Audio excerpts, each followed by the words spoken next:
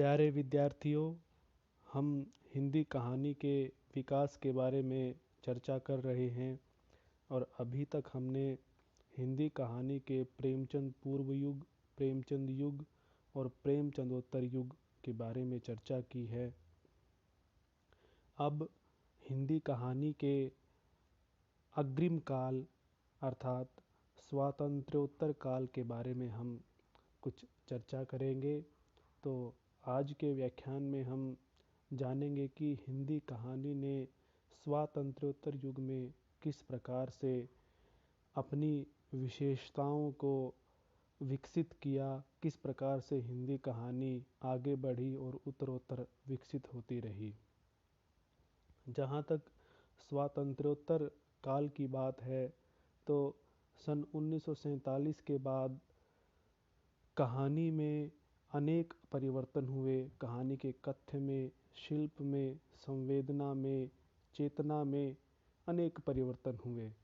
और मैं हमेशा आपको यह भी स्पष्ट करता रहा हूँ कि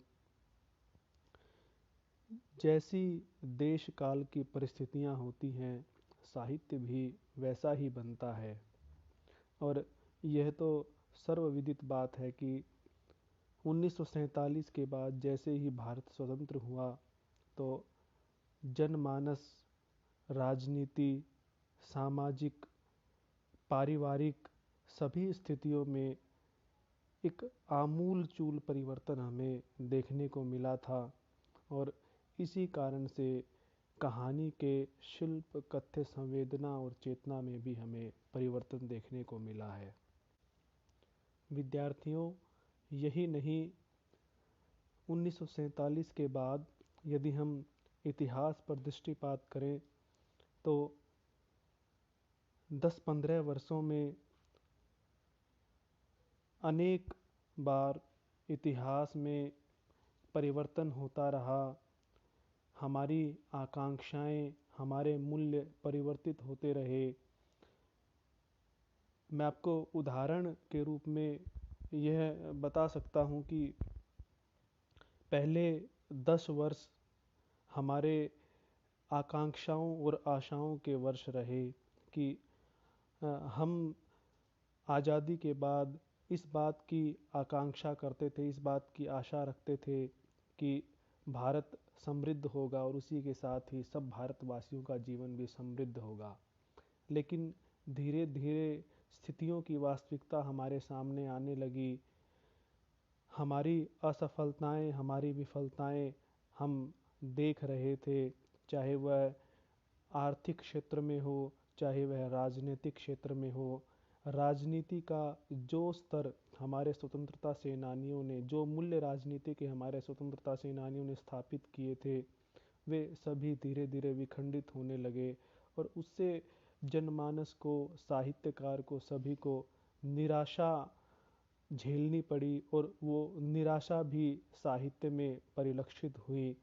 इसके बाद श्रीमती इंदिरा गांधी के दौर में जिस तरह से जनवादी ताकतों को रौंदने का प्रयास किया गया और पूंजीवादी ताकतों को बढ़ावा मिला, जेपी नारायण का आंदोलन वाला दौर आया, तो उस सब दौर का प्रभाव भी हिंदी कहानी पर पड़ा।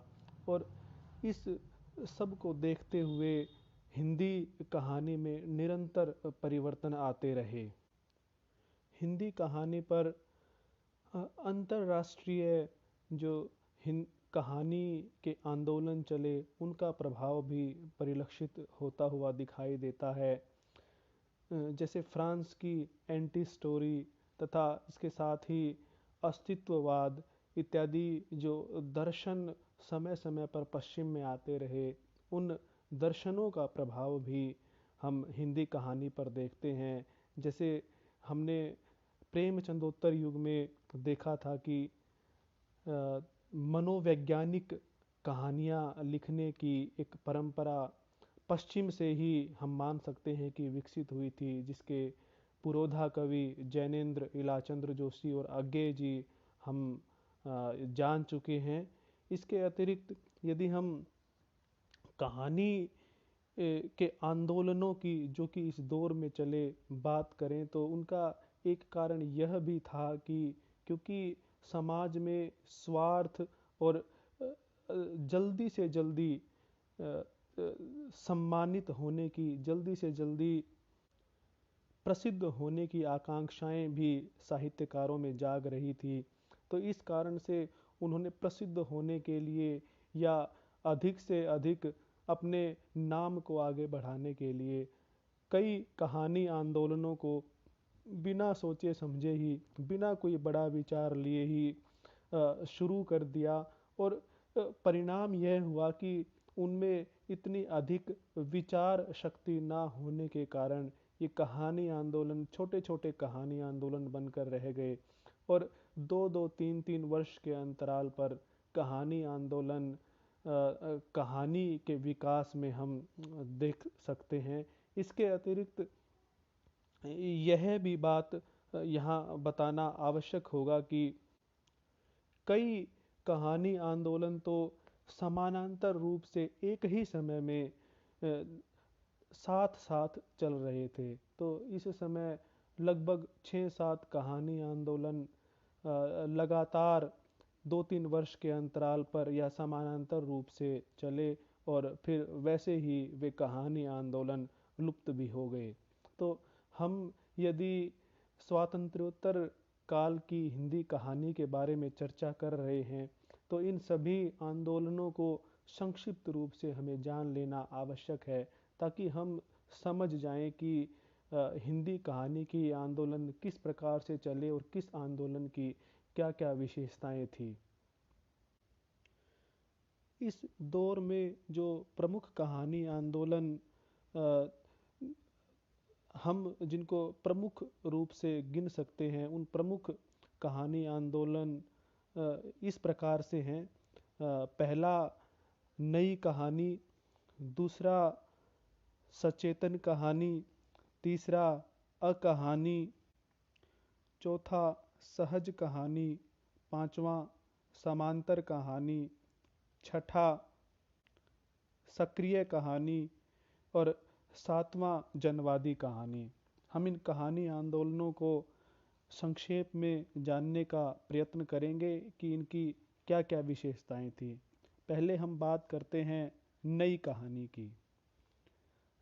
विद्यार्थियों, जब हम हिंदी कविता का इतिहास पढ़ते हैं तो लगभग इसी दौर में नई कविता का दौर भी चला था, क्योंकि स्वतंत्रता प्राप्ति के बाद हम सब नए भविष्य को लेकर आशान्वित थे और इस नई उमंगों, नई आकांक्षाओं को लेकर हम सब ने कुछ सपने देखे थे और साथ ही नए परिवर्तन राजनीतिक, सामाजिक, आर्थिक, पारिवारिक सभी स्तरों पर देश में नए परिवर्तन हो रहे थे।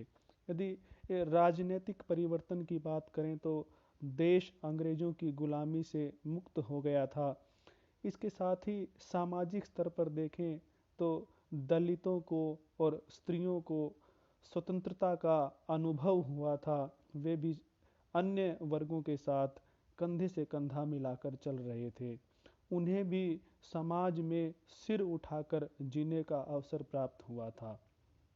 यदि आर्थिक दृष्टिकोण से हम सोचें तो अनेक उद्योग धंधे, अनेक व्यवसाय स्थापित किए जा रहे थे। इसके अतिरिक्त यदि हम सार्वजनिक क्षेत्र की बात करें तो महाविद्यालयों, स्कूलों, अनेक तकनीकी संस्थानों की स्थापना भी की जा रही थी।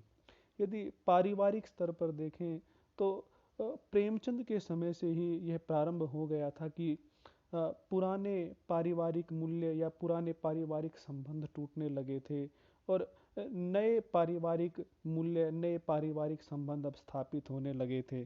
साथ ही हम एक बात यह भी देखते हैं कि हमारे पुराने नैतिक मूल्य विखंडित होने लगे थे। उन पर से जनता की आस्था, लोगों की आस्था कम होने लगी थी और नए मूल्य स्थापित हो रहे थे। तो इस बदलते हुए दौर में कहानी ने भी और कुछ कहानीकारों का इसमें विशेष योगदान है। उन कहानीकारों के माध्यम से कहानी ने भी करवट ली और कहानी में भी नए दृष्टि, नई वस्तु, नई संवेदना का विकास हुआ, नए शिल्प का विकास हुआ।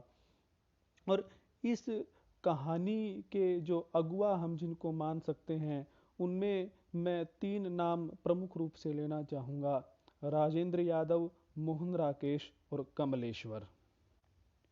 हालांकि प्रेमचंदोत्तर युग के कहानीकार भी इस युग में कहानी रचना कर रहे थे, और लेकिन इतना जरूर कहना होगा कि नई कहानी के दौर में नई दृष्टि, नई संवेदना और नए शिल्प से वे भी प्रभावित हुए बिना न रह सके, और इस संवेदना ने लगभग सभी कहानीकारों को प्रभावित किया।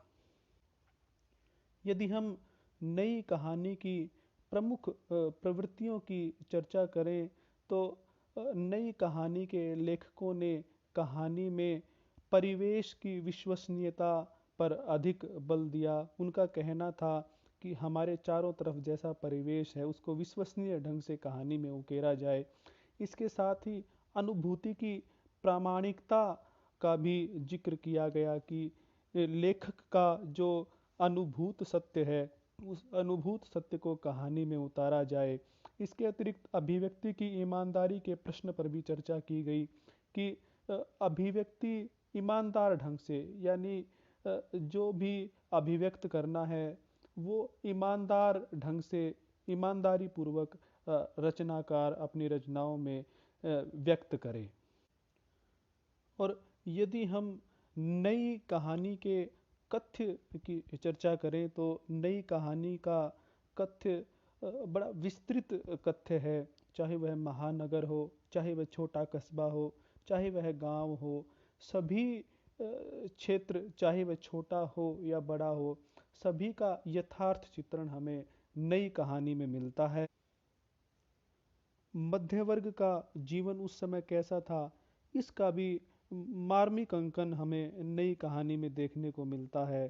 साथ ही सामाजिक और पारिवारिक संबंध, पूर्व स्थापित संबंध किस प्रकार से बिखर रहे थे और नए संबंध किस प्रकार से स्थापित हो रहे थे, इस सब का अंकन भी हमें नई कहानी में मिलता है।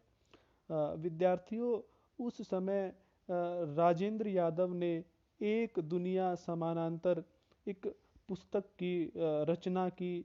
उस पुस्तक में उन्होंने बहुत से कहानीकारों की कहानियों को संकलित किया और उसमें उसको एक दस्तावेज बनाया गया कि ये सब कहानियाँ जो भी इस पुस्तक में संकलित हैं वे नई कहानियाँ हैं। तो हम कुछ ऐसी कहानियों का और कहानीकारों का यहाँ नाम जरूर लेना चाहेंगे जो नई कहानी के कहानीकार और उन कहानियों को नई कहानी कहा जाता है। उनमें हैं अमरकांत की जिंदगी और जोंक, दोपहर का भोजन, उषा प्रियमवदा की वापसी और मछलियाँ, फणीश्वर नाथ रेणु की तीसरी कसम, धर्मवीर भारती की गुल की बन्नो, कमलेश्वर की खोई हुई दिशाएं और राजा निर्बंसिया, कृष्णा सोबती की बादलों के घेरे, मोहन राकेश की एक और जिंदगी, मन्नू भंडारी की सही सच है, भीष्म साहनी की चीफ की दावत, इसके अतिरिक्त राजेंद्र यादव की टूटना, निर्मल वर्मा की परिंदे, हरिशंकर परसाई की भोला राम का जीव और शेखर जोशी की बदबू। इन कहानियों को हम इस युग की प्रमुख कहानियाँ मान सकते हैं। यदि हमें इस युग की प्रवृत्तियों के बारे में बहुत अच्छे तरीके से जानना है तो इन कहानियों को यदि हम पढ़ें तो हम जान सकते हैं कि नई कहानी के काल की कहानियों की क्या क्या विशेषताएं रही होंगी। और ऐसा नहीं है विद्यार्थियों कि जो कहानीकार ऊपर गिनाए गए हैं, इन कहानियाकारों ने केवल इसी काल की कहानियों की रचना की है, इसी तरह की कहानियों की रचना की है। उन्होंने समय समय पर अलग अलग कई प्रकार के कालों में वे रचना करते रहे हैं। और अ, हम आगे के कालों में भी देखेंगे कि इन कहानीकारों का अपना विशेष योगदान रहा है। इनमें से कुछ कहानीकार अपनी विशेष लेखन विशेषता के कारण अलग से एक अलग विचार या अलग कहानी की एक विशेषता के रूप में प्रसिद्ध हुए। जैसे हम कह सकते हैं कि फणीश्वर नाथ रेणु आंचलिक कहानी लिखने के लिए प्रसिद्ध हुए। अमरकांत मध्यवर्गीय जीवन का यथार्थ चित्रण करने वाली कहानी लिखने के लिए प्रसिद्ध हुए। और निर्मल वर्मा महानगरीय जीवन से संबंधित, महानगरीय जीवन की ऊब, संतरास, अकेलेपन, इस सब को चित्रित करने वाली कहानी लिखने के लिए प्रसिद्ध हुए। तो विद्यार्थियों, यदि आप इन सब बातों को बड़े विस्तृत रूप से समझना चाहते हैं तो जिन जिन कहानियों के नाम हमने ऊपर लिए हैं, उन कहानियों को पढ़ने का अवश्य ही प्रयास करें। यदि हम इस नई कहानी के शिल्प की बात करें तो इसमें स्थूलता के स्थान पर कथा के घटनाक्रम के अधिकता के स्थान पर सूक्ष्मता, सांकेतिकता, बिंबात्मकता का गुण विद्यमान था। इसके अतिरिक्त इस नई कहानी के काल में कहानी की आलोचनात्मक पद्धति में भी परिवर्तन हुए। कहानी के जिन प्रतिमानों को इससे पहले मूल्यांकन के लिए मानक माना जाता था, उन प्रतिमानों को छोड़कर नए प्रतिमानों के आधार पर कहानी का मूल्यांकन किया जाने लगा। श्री नामवर सिंह जी ने इस दौर में कहानी और नई कहानी नामक दो कहानी के मूल्यांकन के लिए पुस्तकें लिखकर कहानी के मूल्यांकन के नए प्रतिमानों को स्थापित किया। विद्यार्थियों, अब हम कहानी के जो दूसरा आंदोलन है, नई कहानी के बाद सचेतन कहानी के विकास में प्रारंभ होता है। और इसके जो अग्रणी कवि हैं, इसको प्रारंभ करने वाले कवि हैं, वो हैं माफ़ कीजिएगा, कहानीकार हैं, वो हैं डॉक्टर महीप सिंह, जिन्होंने 1964 में आधार पत्रिका का संपादन किया और उस आधार पत्रिका में सचेतन कहानी नाम से एक विशेषांक निकाला। और उस विशेषांक में उन्होंने सचेतन कहानी की विशेषताएं बताकर और उस विशेषता पर आधारित कहानियों को प्रकाशित करने का काम किया। इस कहानी आंदोलन के अन्य कहानीकारों में हम जिन कहानीकारों के नाम गिन सकते हैं, उनमें प्रमुख रूप से हैं रामदरस मिश्र, इसके अतिरिक्त नरेंद्र कोहली, हेतु भारद्वाज इत्यादि के नाम हम गिन सकते हैं। विद्यार्थियों, इस काल में कहानी के लिए विचार को प्रमुखता मिली। शिल्प के स्थान पर विचार को अधिक महत्व दिया गया, इसलिए ही इसका नाम सचेतन कहानी पड़ा। अर्थात चेतना को विकसित करते हुए जिस कहानी की रचना की जाए, उसे ही सचेतन कहानी का नाम दिया गया। विद्यार्थियों, यह आंदोलन बहुत लंबे समय तक नहीं चल पाया और बहुत विस्तृत भी यह कहानी आंदोलन नहीं हुआ। केवल डॉक्टर महीप सिंह के द्वारा संपादित की जाने वाली दो पत्रिकाओं आधार और सचेतना में ही इस कहानी आंदोलन से संबंधित लेख छपते थे और इस कहानी आंदोलन की विशेषताओं पर आधारित कहानियाँ छपती थी। और उन्हीं दोनों पत्रिकाओं तक सीमित होकर यह कहानी आंदोलन 2-3 वर्षों में ही समाप्त भी हो गया। विद्यार्थियों, स्वातंत्र्योत्तर हिंदी कहानी में जो तीसरा कहानी आंदोलन हमारे सामने आता है, वह है अकहानी आंदोलन। और अकहानी आंदोलन ठीक उसी तरह से कहानी के क्षेत्र में आया जिस प्रकार से अकविता आंदोलन कविता के क्षेत्र में आया। इसका कारण यदि हम जानने का प्रयास करें तो इसके कारण में हम देख सकते हैं कि स्वतंत्रता के बाद जो आशाएं, जो आकांक्षाएं, जो उत्साह देशवासियों में था, चाहे वह पंचवर्षीय योजनाओं को लेकर हो, राजनीतिक स्वतंत्रता को लेकर हो, सामाजिक स्वतंत्रता को लेकर हो, या फिर उद्योग धंधों के विकसित होने, बेरोजगारी, भूखमरी समाप्त होने को लेकर जितने भी सपने देशवासियों ने देखे थे, धीरे धीरे उस सब पर मोह भंग की स्थिति सी आ गई। अर्थात देशवासियों के वे सपने पूर्ण नहीं हुए और वे सपने अधूरे ही रह गए। और स्वाभाविक था कि ऐसा होने पर निश्चय ही निराशा, कुंठा, संतरास और एक जो मनोवैज्ञानिक ढंग से हम कहें तो एक व्यर्थता बोध का देशवासी शिकार हुए, और निश्चित ही कहानीकार भी इससे प्रभावित हुए बिना नहीं रह सके। एक और दर्शन जिसको कि हम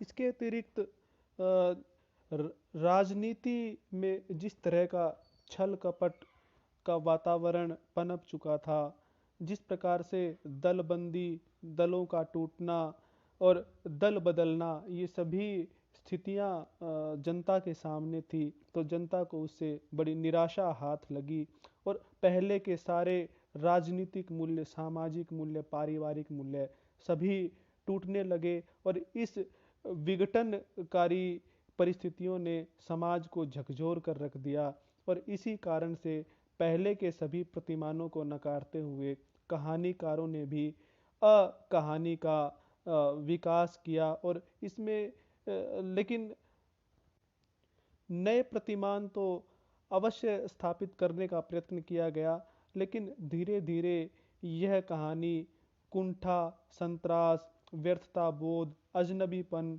इत्यादि अस्वस्थ मनोवैज्ञानिक दशाओं के चित्रण में ही उलझकर रह गई, और धीरे धीरे अत्यंत दुरूह और न समझ में आने वाली कहानी बनकर रह गई। और इस समय की कहानी की एक और विशेषता यह भी रही कि इसमें कथानक बिल्कुल ही गायब हो गया, और कथा रस की इसमें सर्वथा अभाव ही हमें कथा रस का देखने को मिलता है। और यह कहानी एक प्रकार से चित्त को प्रसन्न ना करके, चित्त को उद्वेलित ना करके घोर निराशा में मनुष्य को ले जाने का काम करने लगी। कहानी के प्रमुख कहानीकारों में यदि हम कहानीकारों के नाम गिनना चाहें तो प्रमुख कहानीकार इस प्रकार से हैं: राजकमल चौधरी, श्रीकांत वर्मा, ममता कालिया, रविंद्र कालिया, ज्ञान रंजन और मुद्रा राक्षस। विद्यार्थियों, इसके बाद जो कहानी आंदोलन हमारे सामने आता है, उस कहानी आंदोलन को हम सहज कहानी के नाम से जानते हैं।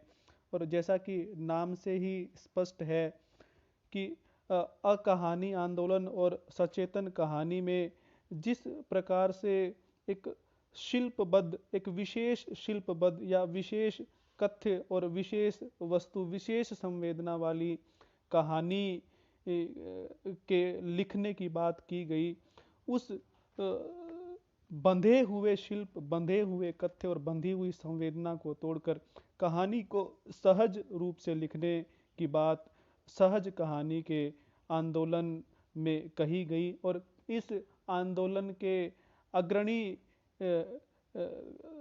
कहानीकारों में हम मुंशी प्रेमचंद जी के पुत्र अमृत राय का नाम ले सकते हैं। उन्होंने ही सर्वप्रथम सहज कहानी के बारे में चर्चा करते हुए लिखा था कि जिसमें आडंबर ना हो, जिसमें दिखावट ना हो, जिसमें आत्म प्रशंसा ना हो, या जिसमें दूसरों को कमतर दिखाने की इच्छा ना हो, उसे ही हम सहज कहानी कह सकते हैं। और क्योंकि मुंशी प्रेमचंद जी स्वयं कहानी के सहज सौंदर्य के सबसे बड़े पुरोधा कहानीकार माने जाते हैं, तो उनके पुत्र द्वारा सहज कहानी की वकालत करना समीचीन ही जान पड़ता है, स्वाभाविक ही जान पड़ता है। और विद्यार्थियों, इस कहानी आंदोलन ने इतना अवश्य किया कि अ, कहानी को विशेष कथ्य और शिल्प के बंधन से छुटाकर उसको सहजता की ओर अग्रसर करने में महत्वपूर्ण योगदान दिया। विद्यार्थियों, इसके बाद जो कहानी आंदोलन हमारे सामने आता है उसे हम समांतर कहानी के नाम से जानते हैं। हमने नई कहानी में कमलेश्वर के बारे में चर्चा की थी। उन्हीं कमलेश्वर ने सारिका पत्रिका का संपादन करते हुए उसका एक विशेषांक निकाला और उस विशेषांक का शीर्षक था समांतर कहानी। और यहीं से हम मान सकते हैं कि समांतर कहानी आंदोलन का प्रारंभ हुआ। और यह वह दौर था विद्यार्थियों, जब जेपी का आंदोलन पूरे देश में चल रहा था। किस प्रकार से उन्होंने इस आंदोलन के माध्यम से देश के जो अधिक संख्यक वर्ग है, या देश का ऐसा वर्ग जो जनमानस कहलाता है, अर्थात ऐसा वर्ग जो देश का एक बहुत बड़ा भाग है, लेकिन उसकी सामाजिक, उसकी आर्थिक स्थितियां अच्छी नहीं थी। इस वर्ग को ध्यान में रखते हुए जेपी ने ये आंदोलन चलाया था। और जो स्थितियां स्वतंत्रता के बाद हमने सोची थी और वे वैसी हमारे सामने नहीं आई, उन स्थितियों को बदलने का प्रयास ये जेपी का आंदोलन था। और उस समय जो इंदिरा गांधी थी, वो इंदिरा गांधी जन आंदोलनों को पूरी तरह से दबाने का प्रयास कर रही थी। पूंजीवाद का दौर उस समय अपने आप को विकसित कर रहा था और भारत में भी पूंजीवाद का दौर पैर पसार रहा था। इस सब के खिलाफ पूरी जनता में एक लड़ाई की, एक विरोध की मुहिम सी चल पड़ी थी। और कहानीकार भी उस आंदोलन से प्रभावित हुए बिना न रह सके। और कमलेश्वर ने इस कहानी आंदोलन का प्रारंभ भी इस सब को मद्देनजर रखते हुए ही किया। विद्यार्थियों, इसके बाद जो छठा कहानी आंदोलन हम कहानी की इस विकास यात्रा में पाते हैं, वह है सक्रिय कहानी। और सक्रिय कहानी की शुरुआत का श्रेय हम श्री राकेश वत्स जी को दे सकते हैं, जिन्होंने 1979 में एक पत्रिका का संपादन किया।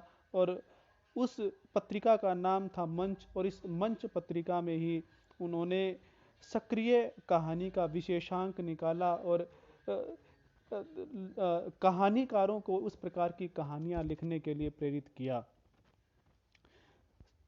विद्यार्थियों, सक्रिय कहानी लगभग समांतर कहानी की तरह ही हम कह सकते हैं। बस समांतर कहानी में और सक्रिय कहानी में इतना अंतर है कि समांतर कहानी जहाँ पीड़ित और शोषित जनता का केवल यथार्थ चित्रण तक ही सीमित रह जाती है, वहीं सक्रिय कहानी यह कहती है कि हमें अन्याय और अत्याचार और शोषण के विरुद्ध आवाज़ उठाने के लिए स्वयं को तैयार करना होगा।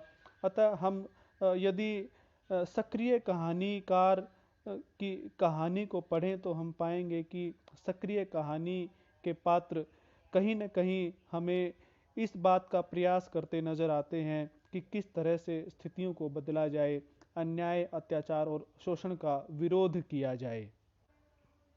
और यही कारण है कि इस कहानी को सक्रिय कहानी नाम दिया गया, क्योंकि इस कहानी के पात्र सक्रिय रूप से अपनी स्थितियों को बदलने के लिए स्वयं को तैयार करते हैं।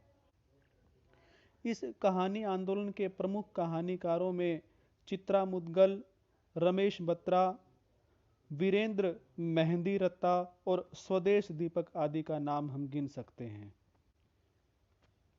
विद्यार्थियों, स्वातंत्र्योत्तर हिंदी कहानी में जो जिसे हम अंतिम और सातवां कहानी आंदोलन कह सकते हैं, उसे जनवादी कहानी आंदोलन के नाम से जाना जाता है। सन 1982 में दिल्ली में जनवादी लेखक संघ की स्थापना हुई और इसीलिए इसी वर्ष को हम जनवादी कहानी आंदोलन का प्रारंभिक वर्ष भी मान सकते हैं।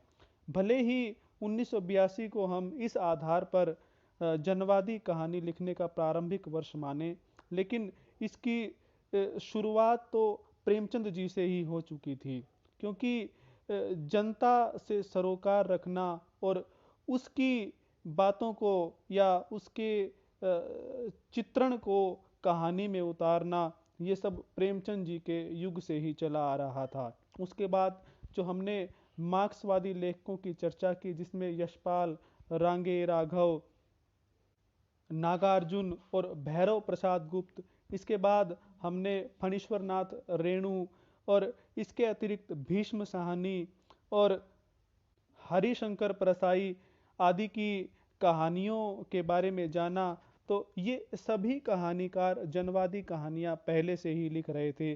बस अंतर इतना हुआ कि जो पिछले अब छोटे छोटे कहानी आंदोलन थे, उन कहानी आंदोलनों पर विराम लगाते हुए जनवादी कहानी आंदोलन ने जनता से जुड़ी हुई, जनता के दुख दर्द को अभिव्यक्त करती हुई कहानियाँ लिखने के लिए लेखकों को प्रेरित किया और इसी कारण से इस समय को जनवादी कहानी लिखने के समय के नाम से जाना जाता। और विद्यार्थियों, जनवादी लेखक संघ की स्थापना के बाद बहुत सी पत्रिकाओं में इस जनवादी कहानी के ऊपर चर्चा हुई, विचार विमर्श हुए और यह आंदोलन बहुत व्यापक रूप से, विस्तृत रूप से पूरे देश में व्याप्त हुआ। इसके अतिरिक्त यह भी देखा गया कि अन्य भाषाओं की कहानियों में भी जनवादी कहानी के ऊपर चर्चा हुई और लेखकों ने अपने अपने ढंग से समाज के छोटे से छोटे व्यक्ति को लेकर कहानी लिखी, उसे कहानी का एक अभिन्न अंग बना दिया गया। इस काल के कहानीकारों का मानना था कि कहीं से भी कहानी के पात्र चुनने की आवश्यकता नहीं है, जितने भी हमारे आसपास लोग हैं सभी कहानी के पात्र हो सकते हैं, कहीं से भी हम कहानी को उठा सकते हैं, कहानी का निर्माण कर सकते हैं। तो इस तरह से हम कह सकते हैं कि यह आंदोलन पूरी तरह से जनता से जुड़ा हुआ आंदोलन था। इस प्रकार से विद्यार्थियों, हमने देखा कि स्वातंत्र्योत्तर हिंदी कहानी में कई कहानी आंदोलन थोड़े थोड़े अंतराल के बाद दृष्टि पटल पर, कहानी के पटल पर उभर कर सामने आते हैं और वैसे ही बड़े थोड़े अंतराल के बाद वे लुप्त भी हो जाते हैं। और इसका कारण यह भी था कि कुछ यश लिप्सु कहानीकारों की इच्छाओं का भी कुछ कहानी आंदोलन परिणाम थे और उनमें गूढ़ विचारों का अभाव भी था। इस कारण से वे धीरे धीरे लुप्त भी हुए हैं। लेकिन इतना अवश्य मानना होगा कि जिन अलग अलग दृष्टियों, जिन अलग अलग संवेदनाओं को लेकर कहानी आंदोलनों की शुरुआत हुई, कहानी आंदोलन विकसित हुए, उन अलग अलग दृष्टियों ने, अलग अलग संवेदनाओं ने, अलग अलग शिल्प ने कहानी को बहुआयामी बनाया। अर्थात हम कह सकते हैं कि कहानी को व्यापक बनाने में और कहानी के शिल्प को बहुआयामी बनाने में इन सब कहानी आंदोलनों का महत्वपूर्ण योगदान है। विद्यार्थियों, आज व्याख्यान में इतना ही। इसके बाद हम समकालीन कहानी, दलित कहानी आदि की चर्चा अगले व्याख्यान में करेंगे। धन्यवाद।